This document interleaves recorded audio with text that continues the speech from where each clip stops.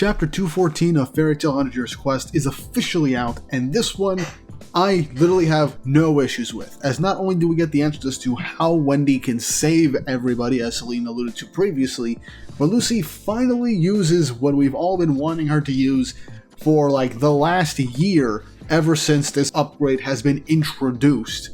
And I am so excited to see what happens going forward. We get the clash of two giant dragons, and Lucy shows just how strong she is in comparison to how Wed is in this point. And honestly, very big Lucy chapter, which I'm honestly always a fan of. And you know, whenever Lucy gets a chance to be like actually cool and badass, it's gonna be a good chapter. Before we fully jump into things, don't forget to like, subscribe, and hit the notification bell for updates on future videos. Really helps, and it shows you guys enjoy the content I make here on the channel. It shows you want to see more. The next couple of months are going to be pretty cool with Fairy Tail content, as in my previous update video on all things Fairy Tail, we are getting a Loxus weekly manga at the end of July for however many weeks we get. So you're going to be getting even more weekly Fairy Tail content going forward outside of the 100 Years Quest stuff, so look forward to that. Now then, on to the chapter. Chapter 214 of 100 Years Quest, titled Summoner. Cover image is of Warren and Max doing a TED Talk-like presentation. And what are they presenting? Well, a new phone. Like, this is just a parody of Steve Jobs presenting the iPhone at this point. Fairy Tail basically has their own smartphones with the magic lacrima communication devices that we saw at the end of the original series, even to now. So it's like, it's just a funny thing just to make Warren the person who is basically turning into the Steve Jobs of this universe. I find that kind of hilarious, even though this is just a gag at this point for this cover image. But this chapter starts off with a really cool double page spread of two dragons staring down, Celine and Rockbuild. As the two of them are staring down, Celine then gives the actual explanation from the cliffhanger of last time when she mentioned that Wendy can save them. She says that she has to go to Alderone's core, and to use the roots that are extending out throughout the entire continent from Alderone's core to spread a Dragon Slayer enchantment to everybody that is fighting. As Wendy is shocked to hear by this, as she's not entirely sure if that is possible, but obviously Lucy tells her that she can do it. And in a flash, Carla flies in, grabs Wendy, and they go fly off to go find Alderone's core. But when he hears to make every other wizard here a Dragon Slayer, Wed goes to try and stop him, but then Lucy kicks him from behind, knocking him off balance, letting Wendy get away as the dragons continue to square up. Lucy humiliating Wed is honestly something that I find very hilarious. I want to do a backshots joke, but legitimately I have too much respect for Lucy as a character to make that dumbass joke. But let's break down what we learned already at the start of this chapter. Celine mentions that by using Alderone's core that is at the center of the continent that spread out all the roots that made the Universe Omega just turn every other thing into dragons, if Wendy can get to that core, she can use that as a catalyst to expand Dragon Slayer enchantments to everybody. That is actually a really cool and creative idea. It also might mean that we're probably not getting Diablos in these final sections of this story, which really does suck, because if all these people fighting in Dragon Slayer abilities, then there's no need for Diablos to jump in and swoop in with the save. I'd still have a tiny sliver of hope, but I guess not, or whatever. Anyway, this is actually a really cool and creative idea, because we have seen throughout 100 Years Quests just how much Wendy has grown as a high enchanter, reaching that level of a high enchanter like Irene. And honestly, it's been a hot minute since we've seen just how strong and capable Wendy can in fact be with her unique power set. She probably has the highest potential out of anybody in the main cast, and I'm glad that when it comes to like complex stuff that we're involving magic like this, it's Wendy that people go to. And it's been relatively consistent in terms of her gradual growth throughout the series, and especially 100 Years Quest, with literally in the previous arc, she separated a concept from a building to give it physical form, effectively. So the ability of her using what's left of Alderone's core, that is just like the literal roots of the Universe Omega spell, to just have it give Dragon Slayer enchantments to everybody that's fighting to actually give them the ability to fight the dragons and deal actual damage makes sense, and also gives us the literal opportunity for characters like Gray and Juvia to be able to fight Anchor more, I would say, not evenly, but more effectively than they are now, since he's in his dragon form now. Same thing with Juvia, Richard, Elfman, and Angel against Scissor Runner. Loxus against Levia, we have to see what happens with that one, but also gives Lucy, but would also give Lucy Dragon Slayer properties as well, though towards the end of the chapter we see that she probably might not really need Wendy's enchantments. But still, this does address an issue I and many readers have had as to how the Calamity Bloods can be dealt with, since at least 2 of these groups have people that don't have Dragon Slayer magic as a part of their kit.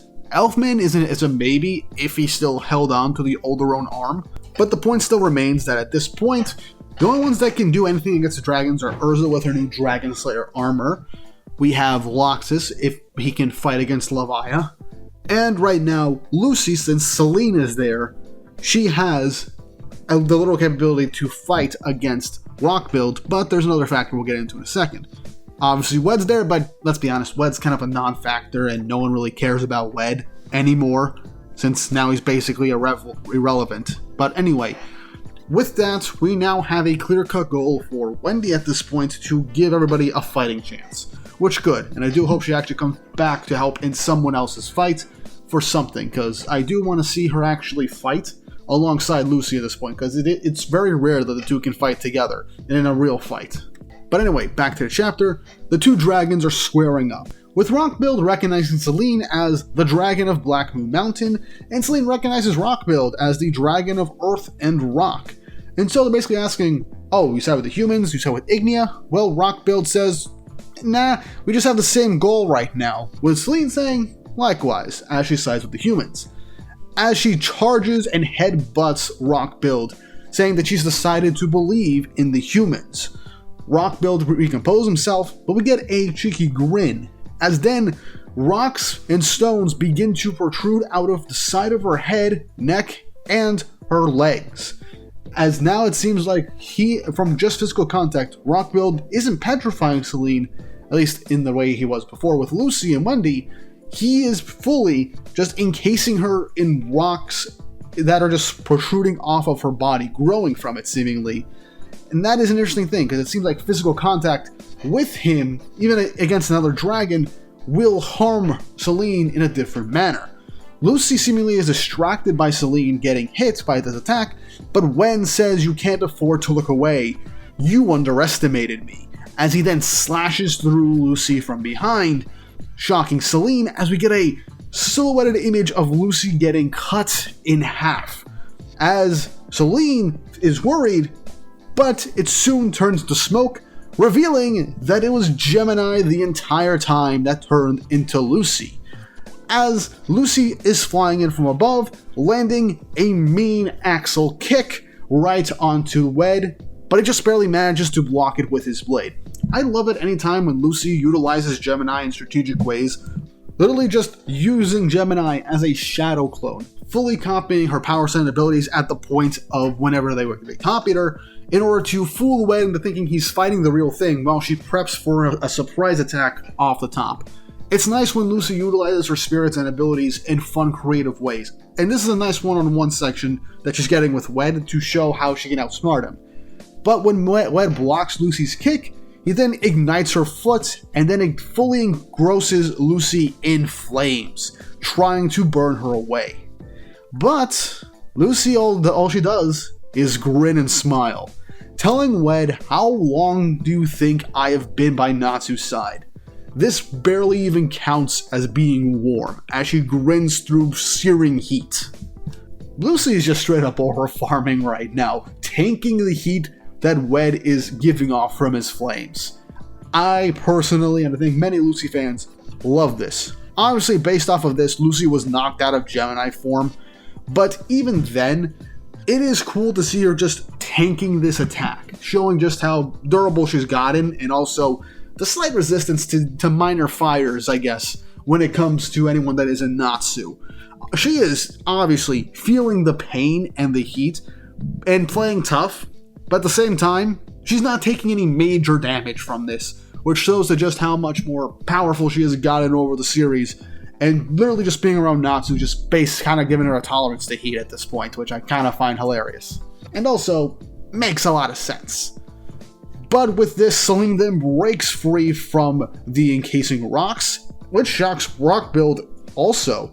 She glances towards a burning Lucy as Selene opens up a giant gate to call a river of water, splashing Lucy, knocking out the flames, and washing wet away.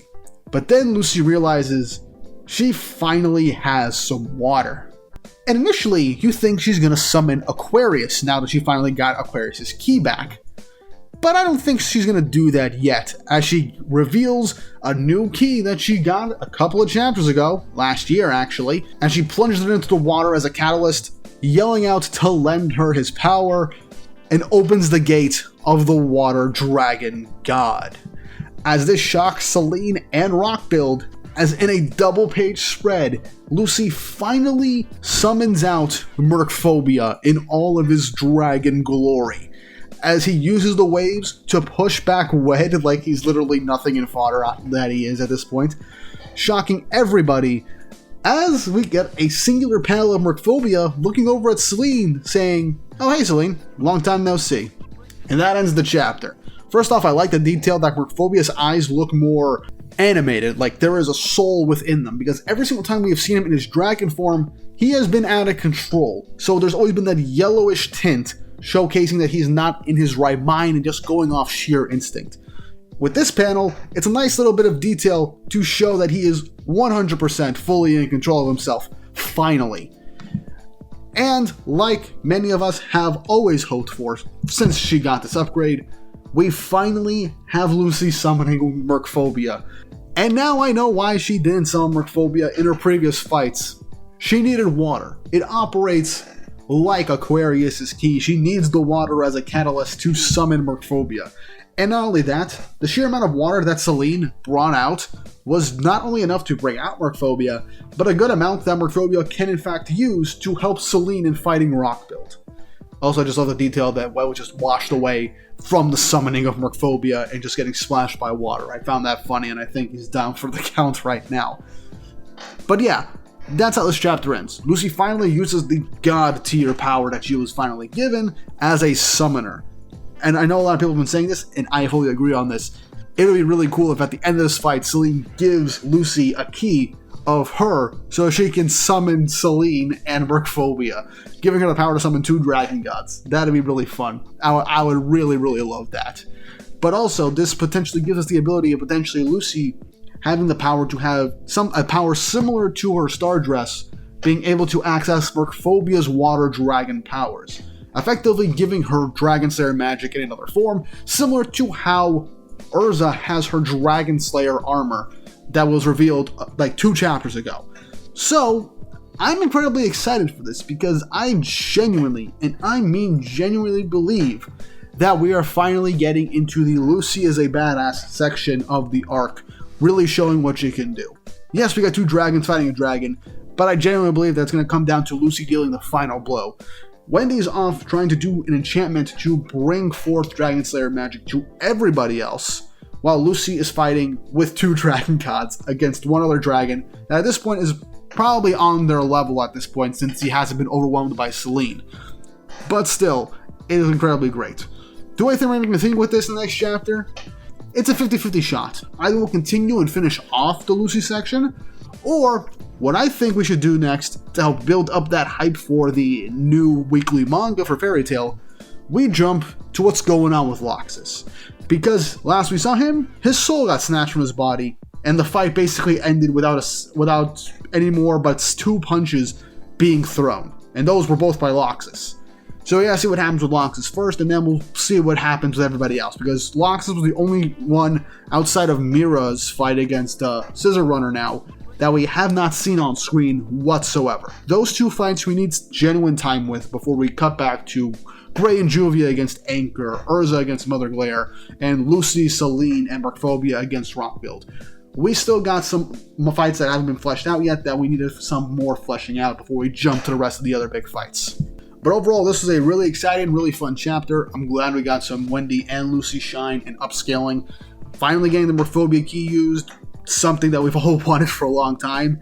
And we're just another section closer to Lucy getting Dragon Slayer powers at this point. So, really fun. I enjoyed myself. I don't really have any real notes, but you guys let me know what you think of this chapter in the comments below. Did you love it? Did you hate it? Were there things that could have been explained better? Or were there things that you were disappointed by in this chapter at this point? Let me know. And once more, if you haven't already, like and subscribe and hit the notification bell for updates on future videos. Really helps and it shows you guys enjoy the content I make here on the channel and shows you want to see more. With all that said and done, hope you all have an awesome day.